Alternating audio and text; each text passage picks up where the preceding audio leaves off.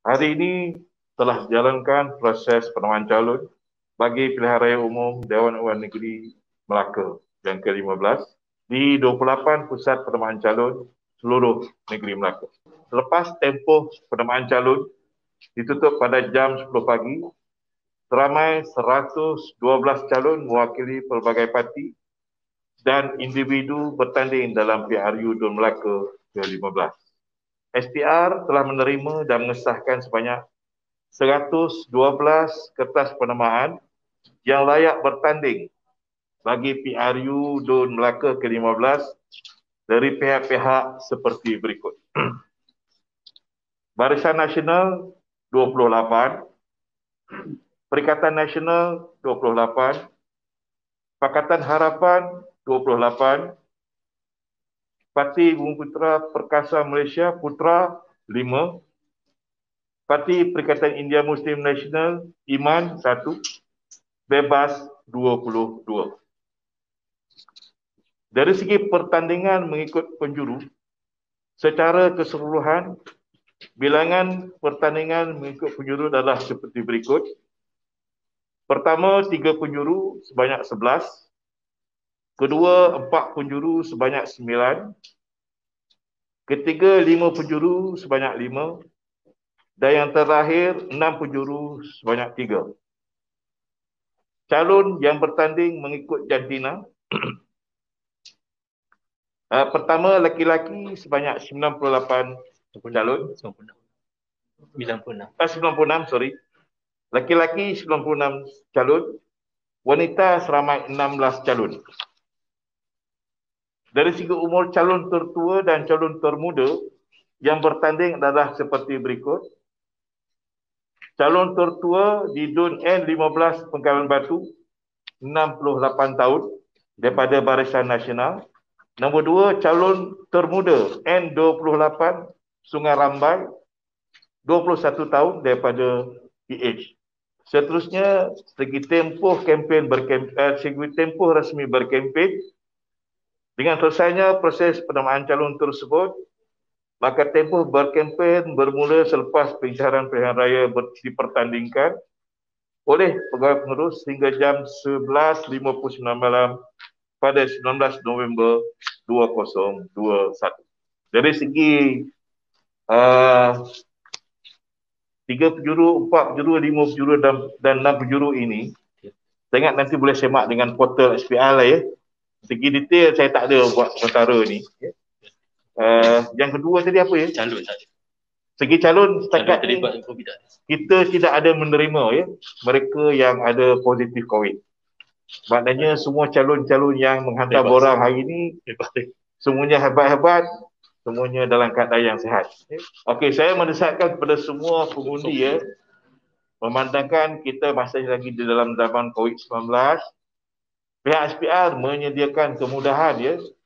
Pertamanya di tempat mengundi kita akan mengadakan kawalan yang ketat, SOP yang ketat, di mana di pintu masuk akan diletakkan sebagai kita punya pengimbas suhu and then kita sanitize kita punya tangan, kita amalkan segi penjarakan, of course pakai mask ya masing-masing.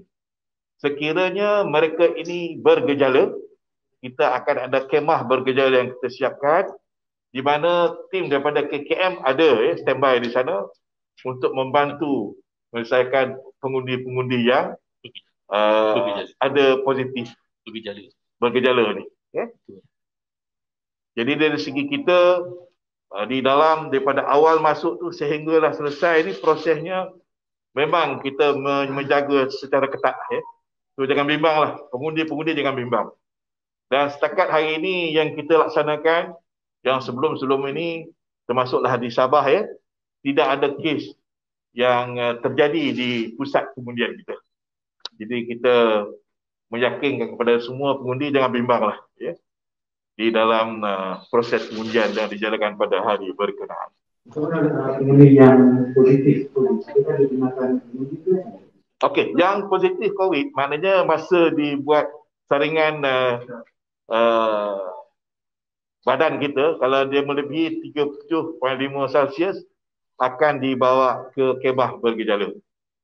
Tetapi mereka-mereka yang memang dah positif, yang dikuarantin di hospital dan sebagainya, mereka ini biasanya tidak dibenarkan lah. KM takkan membenarkan mereka ini keluar daripada hospital dan sebagainya. Ini yang datang mengundi, bila dilihat dia punya suhu badan melebihi 37.5 darjah Celsius, akan dibawa ke kemah bergejala. Itu jangan bimbang lah. Habis dia buat pengundian, kita minta dia terus ke dan KKM akan membantulah untuk meneruskan membuat test dan sebagainya. Rasakan kenyataan Datuk tadi selama 112 orang calon tadi PRN maka kali ini masukkan dalam minggu statistik belum ini merupakan calon yang teramat bagi pilihan raya negeri. Kalau tengok yang sebelum ini lah, pada PRU 15 14 sorry, dah tersasul lah 15 pula. Calon yang bertanding hanya 85 orang saja. Jadi kita nampak kali ini bertambah jadi 120 orang.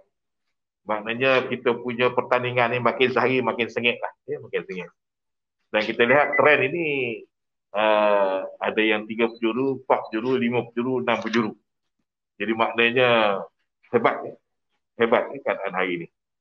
Jadi pada kita tak ada masalah, pada kita tak ada masalah. Berkaitan dengan peratusan keluar mengundi, adakah Datuk masih kekal, FM masih kekal dengan target 70% itu, dan adakah